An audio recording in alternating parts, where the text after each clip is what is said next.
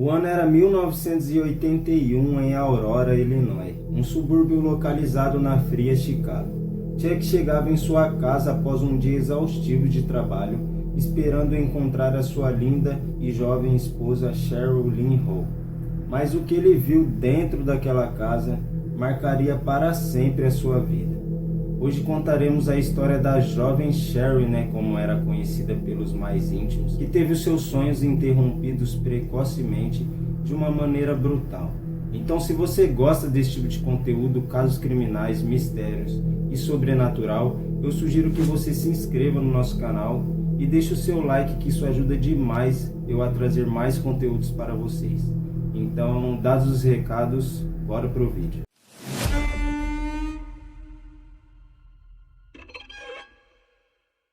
Cheryl Lynn vivia uma vida tranquila ao lado do seu marido Chuck, Eles se conheceram na época de escola através de um amigo em comum e desde então nunca se separaram. Foi amor mesmo à primeira vista. Quando eles terminaram, o ensino médio, o Chuck acabou pedindo a Cheryl em casamento quando ela tinha apenas 18 anos. E como ela era muito apaixonada por Chuck e eles já estavam um bom tempo junto, a jovem não hesitou, e logo aceitou aí a proposta de casamento e se casou com o Chuck. E foi em 1979 que Cheryl e Chuck finalmente se casaram e a família relatou que eles estavam muito felizes, A Cheryl fazia vários planos para o futuro, inclusive tinha comentado com a mãe que queria ser mãe, Queria dar netos para sua mãe. Ela amava muito o Chuck e eles estavam felizes com a vida nova, pensando já na nova casa que eles iriam se mudar, para Illinois. Então, todos da família relataram que a Cheryl estava muito feliz e entusiasmada com essa nova fase da vida dela. Foi então que em 9 de setembro de 1981, Cheryl estava de folga, em sua casa. E Chuck havia saído cedo para trabalhar, ela ficou fazendo os afazeres ali domésticos, da casa. O Chuck até veio na hora do almoço, por volta das 2 horas ali, almoçou com ela, mas logo depois ele teve que voltar para o trabalho e Cheryl ficou sozinha ali na casa em Aurora.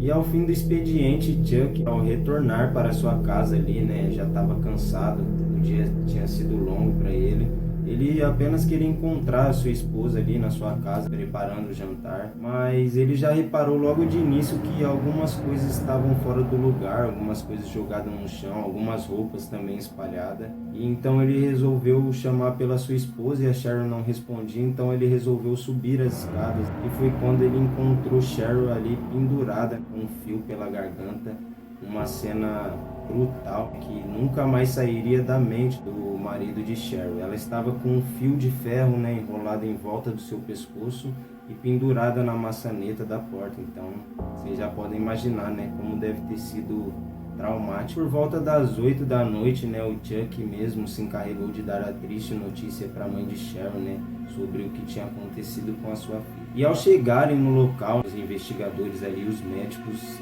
encontraram uma cena brutal de um crime praticado com requintes mesmo de crueldade, como eu disse, Ela estava pendurada ali, quem praticou o crime usou muita força física, que despertou um gatilho, na mente dos investigadores de que quem havia cometido aquele crime contra Cheryl era alguém pessoal, entendeu? Porque realmente um crime de estrangulamento é um crime muito íntimo pela força que havia sido usada, mas calma aí que a gente já vai chegar nessa parte.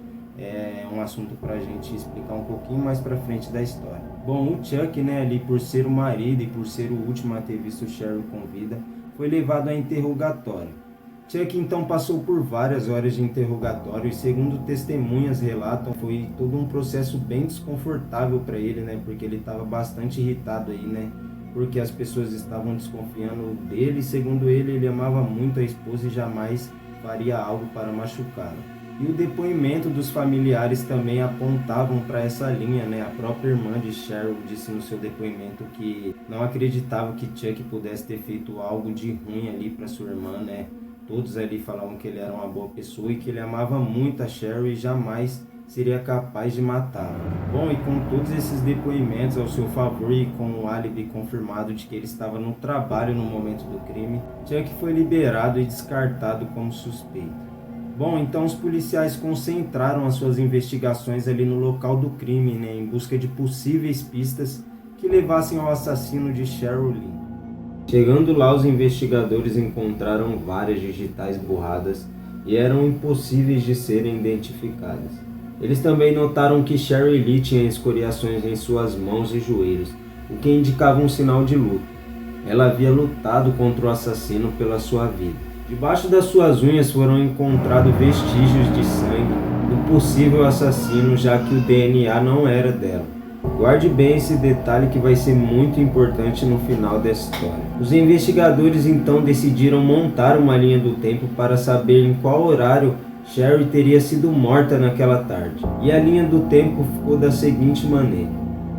Às 3 da tarde, Lizzie, a irmã de Sherry, havia falado com ela por telefone. Às 3h30, apenas meia hora depois, os vizinhos disseram ter ouvido barulhos de portas batendo e vários outros barulhos vindo do apartamento onde o crime ocorreu. E às 6 da tarde, Chuck chega do trabalho e encontra Sherry sem vida. Então eles já sabiam que Sherry havia sido morta entre as 3 e as 6 da tarde. Os investigadores então tentam ligar o caso de Sherry a alguns furtos que vinham ocorrendo na região, mas essa hipótese foi descartada porque não havia nenhum sinal de arrombamento nem nas portas e nem nas janelas da casa. Em 11 de setembro de 1981, 2 dias após o assassinato, os investigadores descobriram que recentemente Sherry havia recebido uma visita de um amigo do casal. Seria ele Larry Galloway. Larry trabalhava na mesma empresa de Chuck, porém havia sido recentemente demitido. Porém continuaram amigos, pois se conheciam desde os tempos de escola. Larry e sua esposa frequentavam a sua casa com frequência. Porém, Larry havia visitado Sherry 2 semanas antes do assassinato e testemunhas relataram que essa visita deixou Sherry bastante perturbada. Portanto, no dia 21 de setembro de 1981, Larry Galloway foi levado a interrogatório. Porém, ele negou todas as acusações de qualquer envolvimento no crime. E após ter conseguido confirmar um álibi de que estava cortando a grama na casa dos seus pais no momento do crime, ele acabou sendo liberado e o caso esfriou. Enquanto a família vivia o luto e o assassino andava livremente por aí, os investigadores buscavam alguma ligação do assassinato de Sherry com o assassinato de outra jovem mulher que havia ocorrido 9 meses antes ali na região. E pela garota ser muito jovem e a violência entre os crimes serem parecidas, os investigadores temiam a presença de um serial killer na região. Porém, no fim não conseguiram achar nenhuma conexão definitiva entre os crimes. Bom, já haviam se passado 5 semanas após o assassinato de Sherry, quando a polícia resolveu interrogar novamente os suspeitos, fazendo todos eles passarem pelo teste do polígrafo. Todos fizeram o teste do polígrafo, até mesmo Chuck, o marido de Sherry.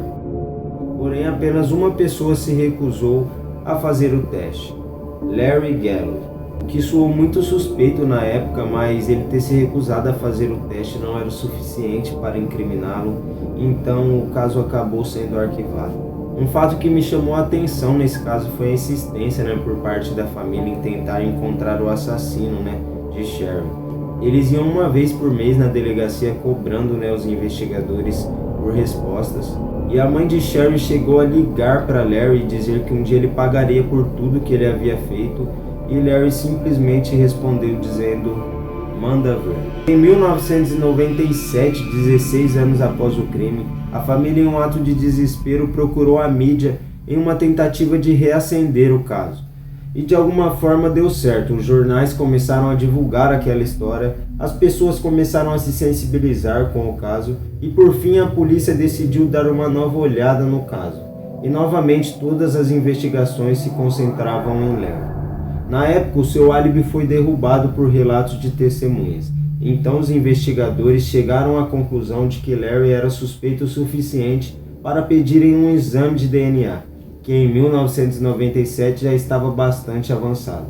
Mas Larry novamente se recusou a cooperar com as investigações.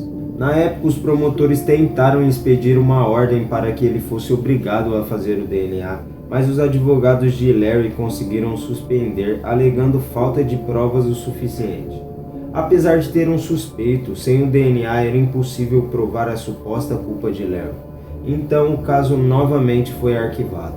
Enquanto isso, Larry seguiu a sua vida normalmente e começou a se inserir cada vez mais na sociedade, participando de acampamentos, cuidando de escoteiros e até frequentando escolas. E enquanto a família vivia o luto, Chuck, o marido de Sherry, vivia uma espécie de depressão. Ele sentia culpa por não ter conseguido defender a sua esposa. Algum tempo depois, Chuck chegou até a se casar novamente e ter 2 filhos, mas o casamento não durou muito tempo, porque ele não conseguia disfarçar a dor e a saudade da sua antiga esposa. Foi então que em 2007, depois de 26 anos do assassinato, o caso foi reaberto novamente por um jovem investigador. Analisando os autos, segundo o próprio investigador, ele deixou que os fatos relatados nos arquivos o guiassem. E adivinha, para ele não restavam dúvidas, o assassino de Sherry era Larry. E os investigadores sabiam que a única maneira de incriminá-lo ou descartá-lo de vez como suspeito era o teste de DNA. Foi então que eles tiveram a brilhante ideia de seguir Larry no caminho até o trabalho e montaram uma campana ali num restaurante onde por sorte ele havia parado. E na sequência, assim que ele saiu, os investigadores coletaram talheres ali, canudo, tudo que poderia haver ali ou conter o DNA de Larry. Com o DNA de Larry finalmente em mãos, o teste finalmente foi feito através de um canudo que ele havia usado no restaurante. E foi comprovada uma ligação com o sangue do assassino encontrado debaixo da unha de Sherry no dia do crime.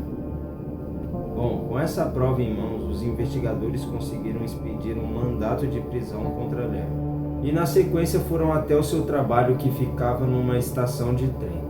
Ao receber voz de prisão, Larry não apresentou qualquer resistência à prisão e também não falou muito. Mas os investigadores sabiam que prender Larry era só o começo de um longo trabalho. No interrogatório, Larry não demonstrou nenhum tipo de remorso ou emoção, mas também não quis confessar. Os promotores se preparavam para a chegada do julgamento e com a morte dos responsáveis por coletar a amostra de sangue do assassino em 1881, eles sabiam que seria difícil vencer Larry no tribunal. Então, ao perceber que Larry poderia possivelmente ser absolvido, eles decidiram fazer um acordo de confissão com Larry, e a família, com medo de não haver justiça alguma, também foi a favor. O acordo era simples: Larry confessaria o crime em troca de uma redução de pena. Foi então que em 23 de abril de 2012, 31 anos após o assassinato de Sherry Lynn, Larry se declarou culpado de homicídio privilegiado.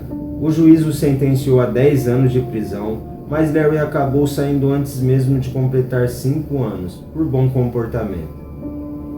Vale lembrar que na época, por conta do acordo, Larry foi obrigado a confessar o crime, mas não foi obrigado a dizer os motivos que o levaram a cometer o assassinato, o que acabou abrindo margem para algumas teorias. Uma das teorias era de que Larry havia matado Sherry como uma forma de vingança por ter sido mandado embora do serviço onde Chuck era uma espécie de encarregado.